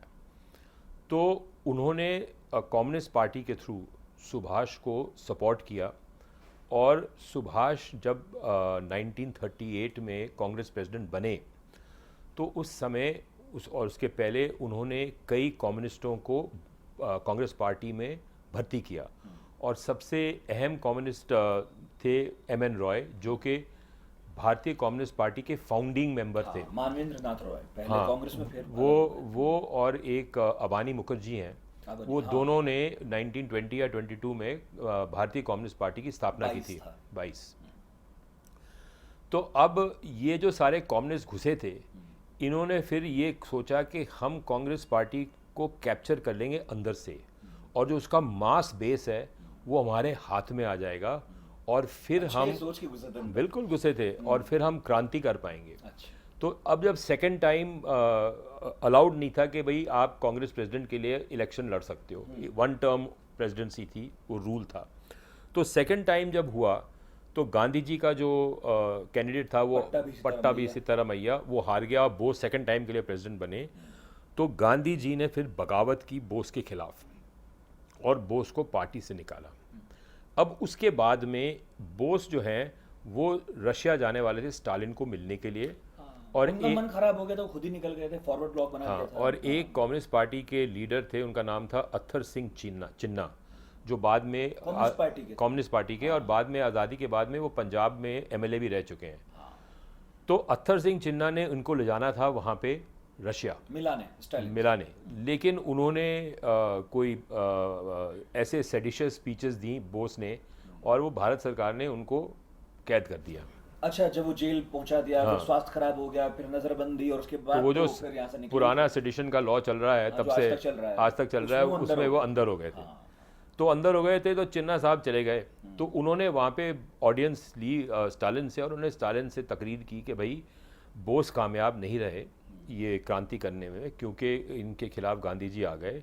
स्टालिन बड़ा नाराज़ था कि भाई आपने बगावत क्यों नहीं की, हमने आपकी पूरी मदद की और सारे कम्युनिस्ट दिए, सब कुछ दिया, और ये आपका चुना हुआ तो हम ये प्रतिनिधि भी था। नहीं, तो आपकी बात से हम ये भी माने कि आज़ादी से पहले की जो कांग्रेस में अध्यक्ष बनते थे, जिनको वो राष्ट्रपति कहते थे, हाँ उसमें इनका इंटरेस्ट भी रहता था, रशिया वालों का, बिल्कुल जैसे इनका यूएस प्रेसिडेंट के चुनाव में रहता है। बिल्कुल बिल्कुल, ये परंपरा तब से चली आ रही है। ये बना रहे हैं, हाँ ये सीधा कब्जा नहीं करते, ना ना ना, बनाते और गिराते बाय हैं। प्रॉक्सी। लेकिन सुभाष को मालूम था क्या कि खेल रशिया भाई से भी हो रहा है, देखिए, बनाने और गिराने में कांग्रेस के भीतर? देखिए उन्होंने उनकी मदद ली थी कम्युनिस्टों की, और वो वैसे भी कुछ लोग इसे आरोप भी मानते वाम हैं सुभाष पर, मैं आपसे बताऊं। नहीं नहीं नहीं, आरोप क्यों है? ये तो भाई ऐसा है कि आपकी आइडियोलॉजी, उनकी लेफ्ट लीनिंग आइडियोलॉजी थी, और सुभाष की ये आइडियोलॉजी थी कि भारत में नॉन वायलेंस से आज़ादी नहीं मिलेगी, आर्म्ड स्ट्रगल से मिलेगी, और आर्म्ड स्ट्रगल से जो हम अंग्रेज़ी हुकूमत को हमने उसका तख्ता पलटना है, तो जो हमें रूस की मदद लेनी है तो उसमें क्या बुराई है? रूस की लो, जर्मनी की लो, जर्मनी की लो, तुर्कों अमेरिका लो, किसकी लो, तख्ता पलटो, अंग्रेज़ों से ये बला तो टले, फिर करेंगे ठीक। फिर करेंगे ठीक। तो उनका ये मकसद था। हाँ। तो उन्होंने हेल्प ले ली, मतलब कम्युनिस्टों की हेल्प ले ली, और उसी हेल्प मदद के ज़रिए ही वो वहाँ से निकले थे। जब वो उन्होंने एस्केप किया था कलकत्ते से, तो भगत राम तलवार कौन था? भगत राम तलवार भी तो कम्युनिस्ट था। हाँ, हाँ, हाँ। तो इसलिए स्टालिन ने उनको बैक किया था, मतलब कि भाई कि हाँ ये कम्युनिस्ट इंटरनेशनल की आपके पास सपोर्ट है। लेकिन फिर स्टालिन ने जर्मनी के साथ में हाथ मिला लिया, तो वो मतलब उन्होंने हिटलर के साथ, फैशिस्ट के साथ में हाथ मिला लिया। तो बोस का ये मतलब आइडिया था कि मैं किसी से भी मदद लूँगा भारत को आज़ाद करने के लिए, because the end is justified by the means. तो स्टालिन का मुंह भंग हो गया था बोस से, आप ये कह रहे हैं ना? नहीं, मैं ये नहीं कह रहा कि मुंह बंद हो गया था, मोहभंग। मोहभंग, हाँ मोहभंग हो गया था। तो अब जब ये बोस, उसके बाद में उन्होंने पनाह ली सोवियत यूनियन में, जो पनाह ली, तो हाँ, हाँ। स्टालिन को एक ऐसा टाइम आया कि जब स्टालिन ने कहा कि मैं बोस को समर्थन नहीं दूंगा वापस इंडिया में क्रांति करने के लिए, क्योंकि मेरे इंटरेस्ट में वो है नहीं। अब उसके इंटरेस्ट में क्यों नहीं है? क्योंकि जो क्रांति होती और जो वहाँ से मतलब कोई क्रांतिकारी आते, तो वो सोवियत रूस से सिंकियांग के रास्ते आते। अब उस समय जब सिंकियांग कहाँ है? सिंकियांग कश्मीर के उत्तर में है, और कश्मीर और रूस के बीच में है। और सिंकियांग में उस समय यूरेनियम जो और है जिससे कि परमाणु हथियार बनते हैं, वो वहाँ पे डिस्कवर हुआ था, और रूस दबादब वहाँ पे माइनिंग कर रही थी। तो उन्होंने कहा कि जब हम यहाँ पे सिंकियांग में माइनिंग कर रहे हैं, तो इसके पास में हम अपना परमाणु जो टेस्ट साइट है उसको स्थापित करते हैं।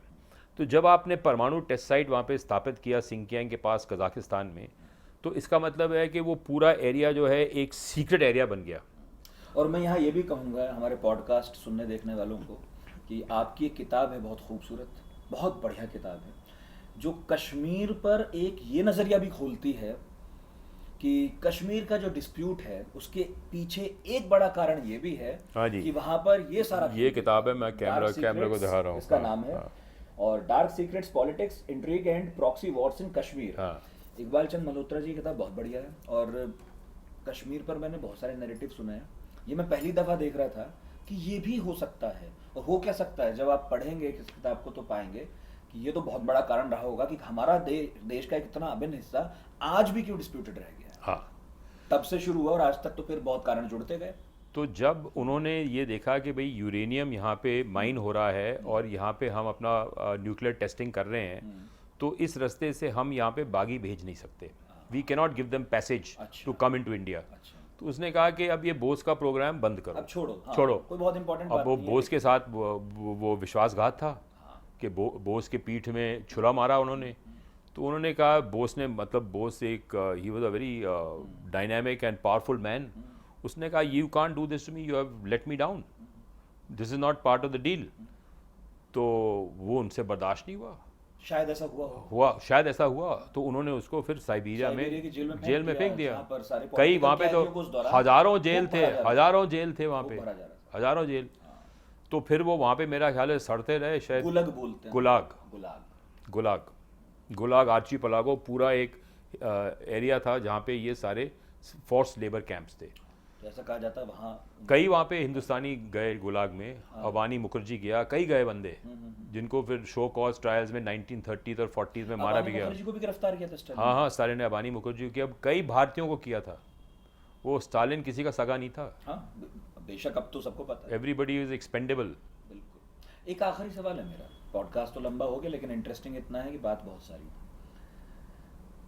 एमिली शेंकेल ऑस्ट्रियन थी, सुभाष चंद्र बोस की पत्नी थी, प्रेमिका भी रही काफी लंबे टाइम, है ना, फिर तो शादी कर ली थी। अनीता बोस, उनका तो ये कहना है कि पिता की ज्यादा याद है नहीं उन्हें, लेकिन एमिली जो थी, क्या उन्होंने बाद में भी काफी समय रही वो, उन्होंने कभी कोशिश नहीं की बताने की, जरूरत नहीं समझी, कोई उन तक पहुंचा नहीं कि वो बताएं कि 45 के बाद सुभाष कहाँ थे? देखिए वो तो एमिली जानती हैं, मैंने तो कभी उनसे बात नहीं की, ना उन्होंने कोई किताब लिखी है और ना ही उन्होंने किसी से बात की कि सुभाष का जो दुख था, उनके मरने का दुख, और वो उन्होंने सहन कैसे किया। लेकिन अच्छा, उन्होंने मान लिया था सबके सामने, आपने जो देखा पढ़ा? देखिए उनकी बेटी ने माना है नहीं कि 45 में गुजर गए थे, यही। अब जो पब्लिक डोमेन में बात है कि वो उन्होंने मान लिया कि अच्छा। वो मतलब गुजर गए सुभाष। 45 में। लेकिन एक बड़ी इंटरेस्टिंग बात यह है कि एमिली शेंकेल जो थी वो ऑस्ट्रिया के उस हिस्से में थी जहाँ पे सोवियत रूस का कब्ज़ा 1956 तक था। अच्छा। क्योंकि ऑस्ट्रिया 1956 तक 4 देशों के बीच में बांटा गया था, रशिया, ब्रिटेन, फ्रांस और अमेरिका। तो रशियन जोन में थी और रशियन जोन में Vienna post and telegraph office में नौकरी करती थी, सरकारी नौकर थी। तो किसी ने उनके साथ ना तो बात की, ना उन्होंने किसी के साथ बात की, और वो एक किस्म की उन्होंने एक सीक्रेसी अडॉप्ट की पूरे किस्से के बारे में, कि she didn't want to share her emotions और फीलिंग। और ये बड़ा रिस्की था कि यदि हम ये मान रहे हैं कि स्टालिन और बोस की बात में नहीं बनी होगी, या बनी नहीं बनी छोड़िए, किसी काम के नहीं रहे होंगे रूस के लिए बोस, तो ये तो वैसे भी बहुत स्वाभाविक लगता है सोचने में कि एमिली या बाकी जो लोग थे उन्होंने ना बोलना मुनासिब समझा होगा कि यार बोल के अब करना क्या है, अब होगा ही क्या, और हम खुद इनके एरिया में रहते हैं।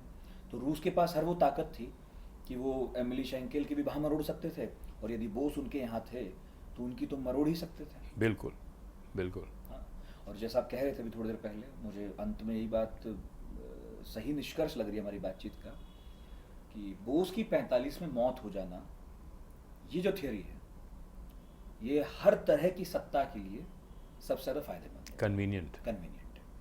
रूस के लिए भी थी, ब्रिटेन के लिए भी थी, और वही ब्रिटेन बाद में ढूंढता रहा, फ्रांस के लिए भी थी। हाँ, फ्रांस के लिए भी थी, मतलब वो ब्रिटेन मानता है 45 चलो गुजर गए। मैं आपको एक बड़ी दिलचस्प बात बताऊंगा कि जब ये प्रूचैंडी का किस्सा हुआ और उसके बाद में फ्रांस ने ये डिसाइड किया कि हम पौंडीचेरी से अपनी हुकूमत हटा देंगे, हाँ। उसको आज़ादी दे देंगे, तो फिर भारत ने सबसे पहले हथियार खरीदने शुरू किए 1952 में फ्रांस से। फ्रांस ने कहा होगा कि भाई हम जा रहे हैं, अब कुछ तो हाँ, कुछ तो फ़ायदा करो। तो ये बड़ी विचित्र कहानी है जहाँ पे आप देखिए जापान, फ्रांस, रूस, ब्रिटेन और अमेरिका सारे के सारे इसमें इन्वॉल्व हैं, और सबके डॉक्यूमेंट्स क्लासिफाइड हैं। केवल बोस के बारे में जहां भी पता लग सकता है वहां सब क्लासिफाइड है, और ये कहा जाता है, अगर आरटीआई डालें विदेश मंत्रालय की तरफ से ऑफिशियली, कि विदेशी संबंध खराब ना हो इसके लिए नहीं दे सकते हम। देखिए मैं तो ये समझता हूँ कि बोस 20वीं शताब्दी के टॉप 5 ग्लोबल फिगर्स में से एक हैं। जो आप भारत में गांधी जी को लेंगे तो गांधी जी के साथ में सुभाष चंद्र बोस जो हैं वो एक वर्ल्ड के स्टेज पे वो ऑपरेट करते थे। मतलब चाहे आप स्टालिन को ले लो, चाहे आप हिटलर को ले लो, चाहे आप टोजो को ले लो, चाहे आप अंग्रेज़ों को ले लो जिनके साथ में वो मिलते थे। तो ही was a man who understood Jio politics and he was truly an international leader of the a brilliant mind, and only few of those people are born in the world at any point of time. सच। तो मतलब इसलिए मैं समझता हूँ कि क्योंकि ये इतने काबिल व्यक्ति थे और इनकी इतनी कैपेबिलिटीज़ थी और उन्होंने इतना कुछ किया था अपने मतलब लाइफ के अंदर में, तो इनका जो सच है वो तो निकलना ही चाहिए, because we owe it to him. और देखिए सच की खास बात ये है दिस इज हिज। कि यदि कोई ना भी निकालना चाहे, दबाना भी चाहे, तो भी आप जैसे लोग हैं हाँ, जो लगे रहते हैं, और भले ही जैसे कोई खिड़की बंद होती है ना, लेकिन उसमें से सूरज की रोशनी झीनी झीनी तो आ ही जाती है। देखिए तो ये मेरा, आपकी डॉक्यूमेंट्री जो है वो झीनी रोशनी है। मेरी तो देखिए इसमें एक इंटरेस्ट है कि मेरे जो मामा जी थे, हम्म। लेफ्टिनेंट कर्नल नरेंद्र सिंह भगत, वो आईएनए में थे। अच्छा। तो हम, मेरा तो एक किस्म का एक मतलब पर्सनल एट जुड़ाव भी हो गया। आर्म्स लेंथ वो पर्सनल कनेक्शन है कि वो लड़े, वो मतलब जेल गए, कैद हुए, वो रेड फोर्ट में भी थे, फिर उनको अच्छा, छोड़ उस दिया केस गया। में भी थे। मतलब उसको ट्रायल नहीं हुआ उनको, वो छोड़ दिया गया उनको। हाँ, वो पहला केस था जिसमें और उनको नेहरू फिर, ने काला लबादा ओढ़ा था, तेज बहादुर सब अब थे ये तो और मैं सब नहीं लोग जानता थे। लेकिन हाँ, मतलब हाँ, लाल किला ये रहा। तो इसलिए मैं समझता हूँ कि ये we owe it to the man, कि उसने हमारे देश के लिए इतना कुछ किया सच में। और इतना सेक्रीफाइस किया। उसने आईसीएस की नौकरी छोड़ी, उसने संघर्ष किया और उसने कई मुसीबतें उठाई, वाकई। एंड अल्टीमेटली उसकी, उनकी जो विरासत है, जो लेगेसी है, उसके लिए we need to find the truth and settle this issue once and for all, कि भाई उनको हुआ क्या था। तो मैं ये समझता हूँ। आपकी जो कोशिश है इसके लिए मैं शुक्रगुजार हूँ आपका। आपकी तीनों डॉक्यूमेंट्रीज मैंने देखी हैं और 2-3 किताबें पढ़ी हैं, और मुझे उम्मीद है कि ये जो आपकी खोज है, जो यात्रा है, वो अनवरत जारी रहेगी और आगे और भी बहुत कुछ आएगा और हम फिर बात करेंगे। बहुत शुक्रिया। बिल्कुल, एनी टाइम, धन्यवाद। तो इकबाल चंद मल्होत्रा हमारे साथ थे और आप सुन रहे थे। कितनी सारी थ्योरीज हैं, और इकबाल ने बहुत मेहनत की, बहुत सारी मतलब कागजात खंगाले, कई देशों में बातें की, वहाँ गए, टीम्स भेजी, और उसके बाद ये डॉक्यूमेंट्री बनी है। और डॉक्यूमेंट्री आने वाली है, अगस्त में आ जाएगी, मिड अगस्त में। और मिड अगस्त में ही आ रही है हाँ, सर? 14 अगस्त को उम्मीद है कि आज टेलीकास्ट होगी। बहुत बढ़िया। तो वो डॉक्यूमेंट्री देखनी चाहिए, साथ में वो किताबें भी पढ़नी चाहिए, और पढ़ाकू नितिन आज का कैसा लगा ये भी बताना चाहिए। तो radio@aajtak.com पर लिखकर भेजिएगा। अगले गुरुवार फिर हाजिर होंगे किसी नए टॉपिक के साथ। बहुत शुक्रिया।